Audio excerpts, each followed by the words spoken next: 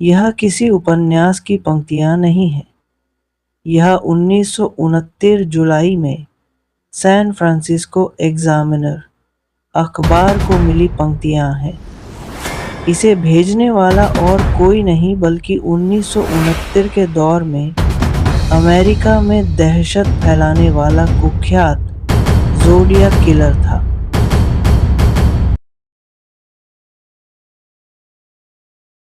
1968 में कैलिफोर्निया के लवर्स लेन में पेट्रोलिंग कर रही पुलिस टीम को एक आपातकालीन सूचना मिली। आप जहां गश्त कर रहे हैं, उससे कुछ ही मीटर दूर लेक हर्मन झील के पास कोई गोली चला रहा है। आसपास के सभी पेट्रोलिंग यूनिट्स तुरंत वहां पहुंचे। जैसे ही सूचना मिली, इलाके की सभी पुलिस गाड़ियां वहां दौड़ पड़ीं। पुलिस के वहां पहुंचने पर उन्होंने देखा कि लेक हरमन झील के पास एक कार के चारों ओर भीड़ जमा थी। दो किशोर गोली लगने से मारे जा चुके थे। हमलावर एक स्नाइपर था, इसलिए उसे पकड़ना संभव नहीं हो सका। कैलिफोर्निया सिटी पुलिस ने एक सप्ताह की जांच के बाद हार मान ली और विशेषज्ञों से मदद मांगी। इसके बाद एफबीआई और अन्य निजी एजेंसियों ने मामले को अपने हाथ में लिया। एफबीआई की आधिकारिक रिपोर्ट के अनुसार मारे गए किशोर 16 वर्षीय बेट्टी लॉ जेनसेन और 17 वर्षीय डेविड आर्थर फरेडे थे। ये लोग किसी गैंग के सदस्य नहीं थे। सुरक्षा को मजबूत करने के लिए उन्होंने पुलिस से अनुरोध किया और जांच का विस्तार करने का निर्णय लिया। न तो कोई सीसीटीवी विजुअल है और न ही कोई गवाह। इसलिए 1 महीने की कड़ी मेहनत के बावजूद वे कोई सुराग हासिल नहीं कर सके। 7 महीने पूरे होने पर अगला हत्याकांड हुआ, जिसमें 2 युवा लोग मारे गए। उनके नाम माइकल और डार्लिन थे। कैलिफोर्निया के वलहो गोल्फ कोर्स में जब वे कार पार्क करके बात कर रहे थे, तब उन्हें गोली मार दी गई। लेकिन अगले दिन रात 12:00 बजे वैल्येजो पुलिस स्टेशन में एक कॉल आया। कॉल करने वाले ने दावा किया कि वही इस हत्या के साथ साथ 7 महीने पहले हुई हत्या के लिए भी जिम्मेदार है। पुलिस ने अपनी कॉल को ट्रेस किया और पाया कि हत्या स्थल से 500 मीटर की दूरी पर स्थित एक फोन बूथ से कॉल आई थी, लेकिन जब पुलिस वहां पहुंची तो उन्हें कोई नहीं मिला। इसके बाद 1 अगस्त 1959 को कैलिफोर्निया के 3 प्रमुख मीडिया हाउसों को 3 पत्र मिले।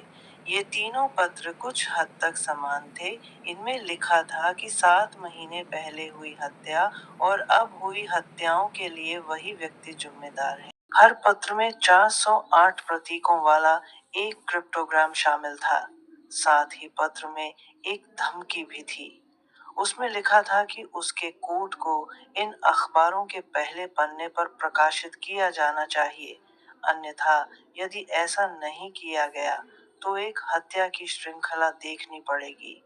अगले दिन 3 अखबारों में से एक, द क्रॉनिकल, ने अपने चौथे पृष्ठ पर वह क्रिप्टोग्राम प्रकाशित किया, लेकिन पुलिस ने इसे गंभीरता से नहीं लिया।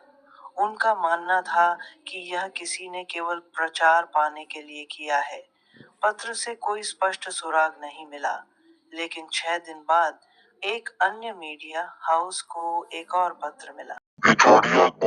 यही था उस पत्र की शुरुआत, जहां पहली बार हत्यारे ने खुद को जोडियाक के रूप में परिचित कराया।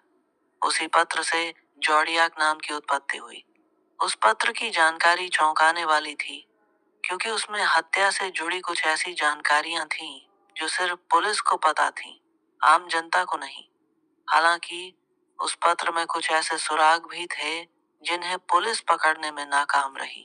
गंभीरता सभी को तभी समझ में आई जब जांच तेज हो गई, लेकिन सितंबर 1959 में कैलिफोर्निया झील के पास अगला हमला हुआ।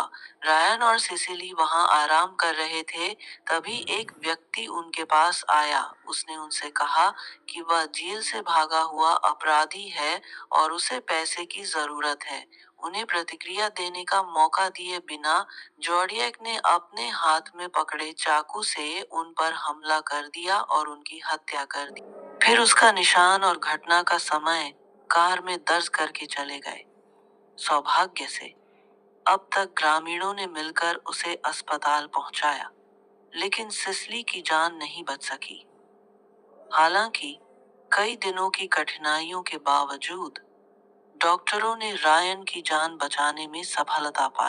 अक्टूबर 1959 में एक और हत्या हुई और उस दौर में यह खबर अखबारों के पहले पन्ने पर छाई रहती थी। जोडियक किलर का नाम सुनकर लोग बेहद डर जाते थे। इन घटनाओं के बाद मीडिया को कई पत्र और क्रिप्टोग्राम गुप्त संदेश प्राप्त हुए। पुलिस ने गहन जांच की, लेकिन फिर भी हत्यारे को पकड़ नहीं पाई। हालांकि कुछ संदिग्ध व्यक्तियों की पहचान की गई। पहला संदिग्ध व्यक्ति था Arthur Leigh Allen. San Francisco Chronicle कोन्स के कार्टूनिस्ट रॉबर्ट ग्रेस्मिथ ने अपनी किताब में पहली बार उस पर संदेह जताया था। रयान और सिसिली की हत्या जिस जगह हुई थी, वहां जाने की बात खुद आर्थर ने अपने घर वालों को बताई थी।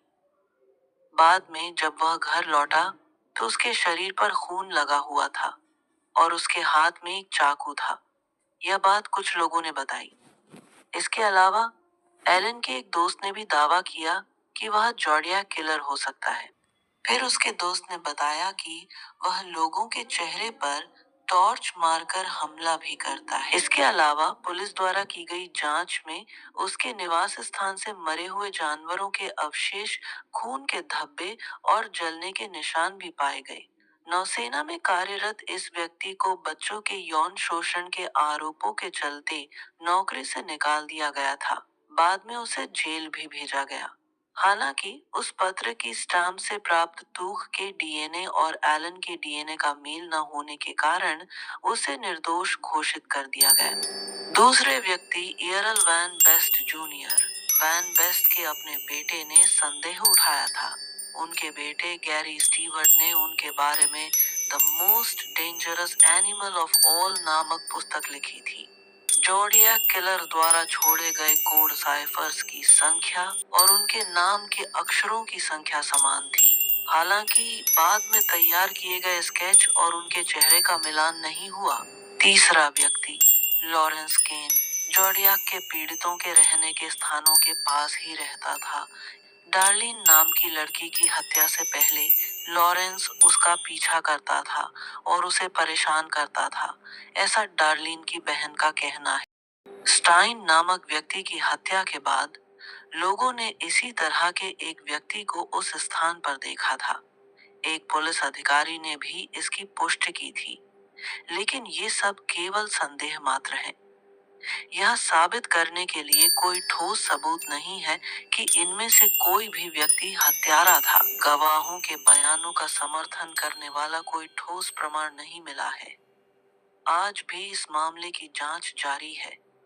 सवाल यह है कि क्या इनमें से कोई एक व्यक्ति हत्याओं के लिए जिम्मेदार था, या फिर वे सभी मिलकर इस अपराध श्रृंखला की योजना बना रहे थे? अगर ऐसा है, तो क्या जोडियाक वास्तव में 3 लोग थे?